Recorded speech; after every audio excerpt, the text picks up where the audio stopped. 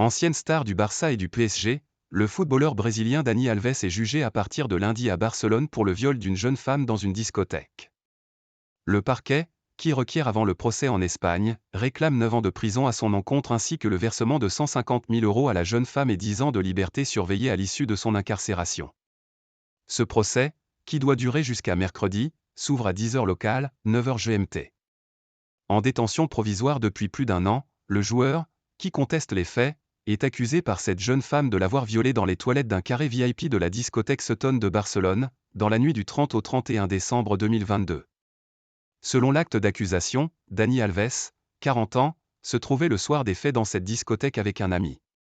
Après avoir offert du champagne à la plaignante, à sa cousine et à une amie, il l'aurait invitée à l'accompagner dans une zone exclusive de la boîte de nuit comportant des toilettes, ce qu'elle ne savait pas. Angoisse et terreur. Le joueur, qui se trouvait en vacances à Barcelone après avoir participé au mondial au Qatar avec le Brésil, aurait alors eu une attitude violente envers la jeune femme, qui l'aurait contrainte à avoir des relations sexuelles, toujours selon le parquet. La victime lui a demandé à plusieurs reprises de la laisser partir, disant qu'elle voulait s'en aller mais l'accusé l'en a empêché, peut-on encore lire dans l'acte d'accusation, qui décrit une situation d'angoisse et de terreur pour la jeune femme. Prise en charge médicalement cette nuit-là, la plaignante souffre d'un stress post-traumatique d'intensité globalement élevée pour lequel elle est suivie, selon le ministère public. Afin de la protéger face au grand intérêt médiatique que suscite ce procès, son audition se fera à huis clos. Son identité ne sera par ailleurs jamais dévoilée durant les audiences tandis qu'un paravent lui permettra de ne pas être confronté visuellement à l'accusé, a décidé le tribunal. Ce dernier, qui doit également entendre une vingtaine de témoins, a en revanche rejeté la demande du parquet qui souhaitait que le procès se déroule intégralement à huis clos. Un accord encore possible. Depuis le début de l'affaire, Dani Alves a changé plusieurs fois de version, allant jusqu'à dire dans une vidéo début janvier qu'il n'avait jamais rencontré la plaignante.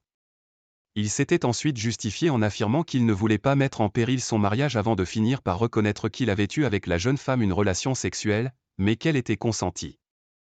La justice espagnole a refusé à plusieurs reprises sa remise en liberté dans l'attente du procès, mettant en avant un risque élevé de fuite du joueur au Brésil, pays qui n'extrade en général pas ses ressortissants.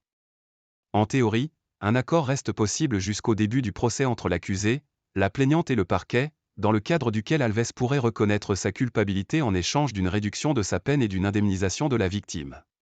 Fin novembre, l'avocate de la plaignante avait nié être parvenue à un tel accord mais avait admis l'existence de conversations initiées à la demande des avocats du joueur qui n'avaient pas permis d'arriver à un quelconque accord.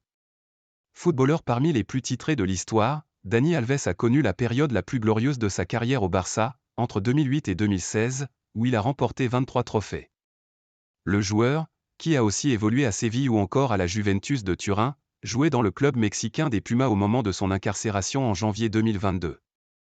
Ce club, avec lequel il était sous contrat jusqu'à la fin de la saison dernière, l'avait alors immédiatement licencié.